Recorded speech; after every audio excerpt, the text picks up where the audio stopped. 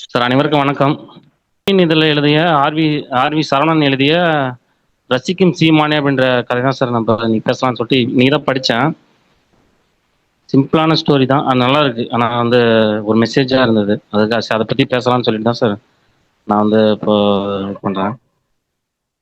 என்னன்னா ஒரு பெரிய ஒரு நடிகர், அந்த நடிகரை பார்க்கறதுக்காக வந்து ஒரு அப்பாவும் மகனும் வந்து அந்த நடிகர் வீட்டு வாசலுக்குள்ள வந்து அந்த நடிகர் வீட்டு அந்த பெரிய பில்டிங் அது, அந்த பங்களா உள்ள நுழையிறதுக்காக வந்துட்டு இருக்கிறாங்க. சுற்றி ரசிகர்கள் பட்டாளம் வந்து பெரும் அளவில் கூட்டமாக இருக்கு.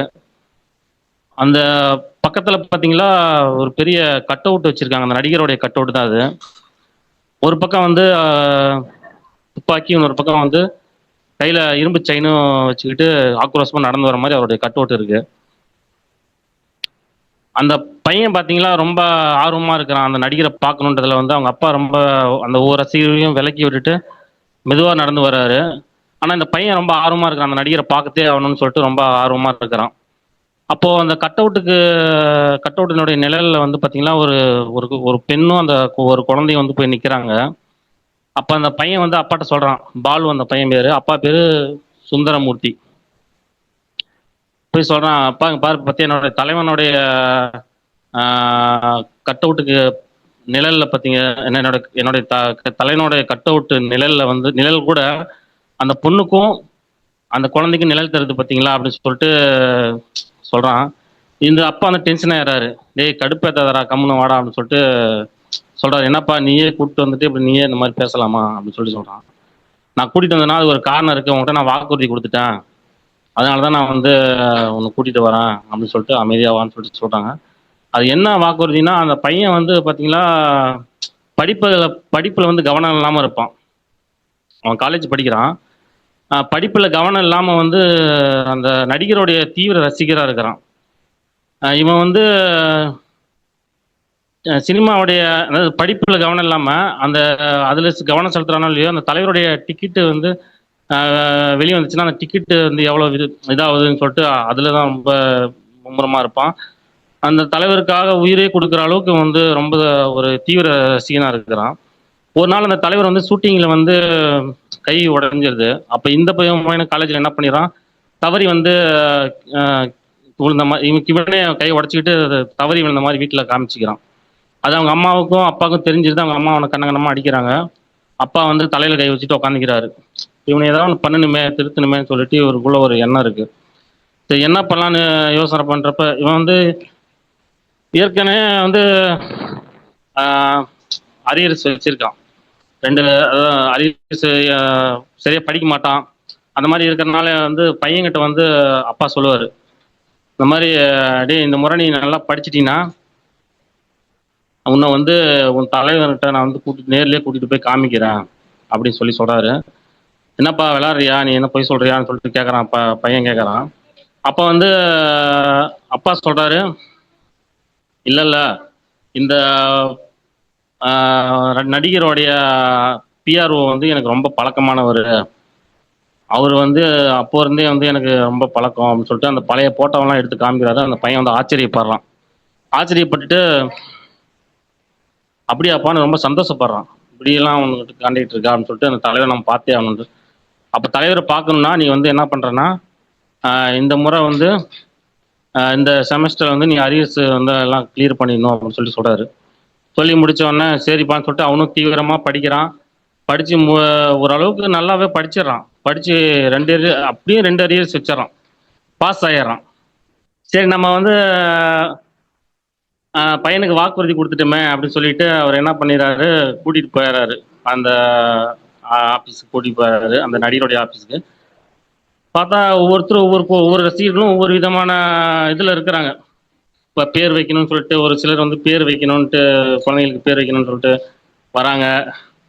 ஒவ்வொரு சிலரும் ஒவ்வொரு விதமாக தீவிரமாக இருக்கிறாங்க. ஆனால் வந்து இவர் வந்து உள்ளே நுழைஞ்ச உடனே, அந்த அப்பாவும் பையனும் உள்ளே நுழைஞ்ச உடனே பிஆர் வந்து உள்ளே வரவேற்கிறார். பிஆர்ஓ பேர் வந்து மணி. அவர் உள்ளே வரவேற்கிறாரு. வரவேற்று முதல்ல தண்ணி கொடுக்குறாரு. தண்ணி கொடுத்துட்டு உட்காருங்கன்னு சொல்லிட்டு உட்கார வைக்கிறாரு.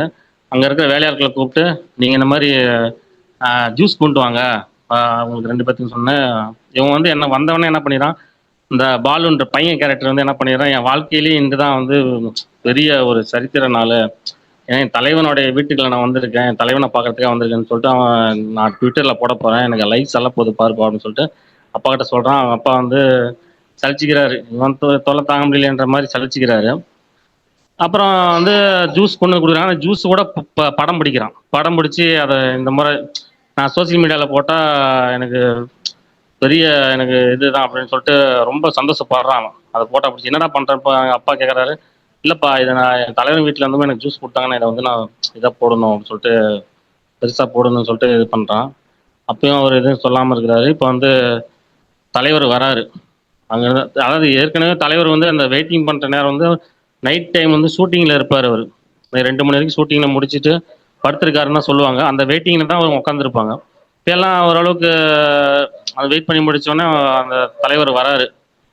வந்து கால் மேல காலை போட்டு உட்காராரு. இவன் வந்தவொடனே தலைவருடைய காலில் விழுந்துட்டான். பாலு பையன் கேரக்டர் காலை வந்துட்டு அந்த பொக்கையை எடுத்து அவருக்கு கையில கொடுக்குறான். கொடுத்தோடனே அந்த இடது கையில வாங்கி வலதுபுறமா அந்த அசிஸ்டன்ட் கொடுக்குறாரு.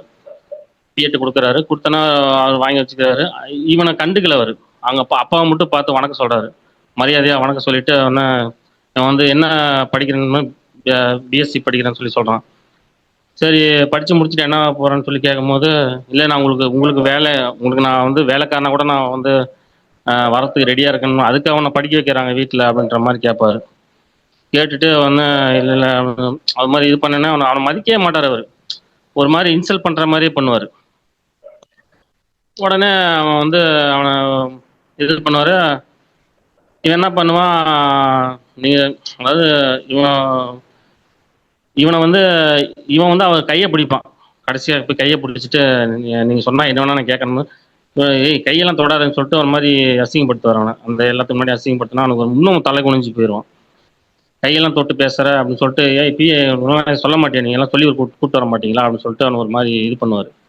இன்சல்ட் மாதிரி பண்ற மாதிரி பண்ணோன்னா இன்னும் அவனுக்கு சங்கடமாகி போயிடும். இப்போ அவன் வெளியே வந்துடுவான். வெளியே வந்து அவங்க அப்பா உள்ள பேசிட்டு இருப்பாரு. ஏற்கனவே அவங்க அப்பாட்ட வந்து பேசியிருப்பாங்க. இந்த மாதிரி அவன் படிக்க மாட்டேங்கிறான். அவனை கொஞ்சம் இது பண்ணுங்க, கொஞ்சம் அறிவுரை சொல்லுங்கன்ற மாதிரி சொல்லி வச்சிருப்பாரு. அதுக்கேற்ற மாதிரி இந்த நடிகர் வந்து நான் உங்க பையனை ரொம்ப இது பண்ணிட்டு நினைக்கிறேன், அசிங்கப்படுத்திட்டு நினைக்கிறேன், அதான் ரொம்ப சங்கடமா படுவார்னு நினைக்கிறேன். இருந்தாலும் உங்களுக்காக அந்த பையன் நல்லா படிக்கணுமென்றதுக்காக தான் இதை பண்ணியிருக்கேன் அப்படின்னு சொல்லி சொல்லுவாங்க. சொல்லி முடிச்சோடனே வெளியே இருந்து பையன் வந்து கால் பண்ணுவான். கால் பண்ணி அப்பான்ட்ட பேசும்போது அப்பா வந்து நான் வெளியே வந்துடுறேன்பா, வெளியே எங்கப்பா இருக்கிற உடனே வாப்பா அப்படின்னு இப்போ வெளியே வந்துடுவான். வெளியே வந்தோடனே அந்த கட் அவுட்டு கிட்ட நின்றுட்டு இருப்பான். அந்த அதே கட் அவுட்டு அந்த நிழல்ல வந்து அவன் நின்றுட்டு இருப்பான். அந்த நிழலை விட்டு வெயில் வந்து வெயில்ல நிற்பான். அந்த அவருடைய நிழல்ல இருந்து வெளியே வந்த மாதிரி வெயில நிற்பான். தன்னிச்சையா வந்து எழுச்சியா வந்து அவன் வெளியே நிற்கிற மாதிரி அந்த கதையை முடிச்சிருப்பாங்க. இல்லை நிறைய விஷயம் நான் மறந்துட்டேன். ஏன்னா இப்போதான் படித்தேன் நான், அதனால நிறைய விஷயம் மறந்துட்டேன்.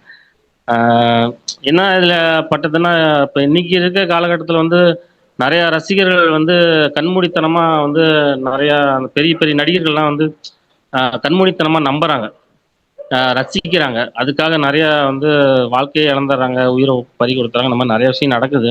எல்லா அதாவது பொதுவாகவே அந்த மாதிரி நடக்குது நிறைய விஷயத்துல.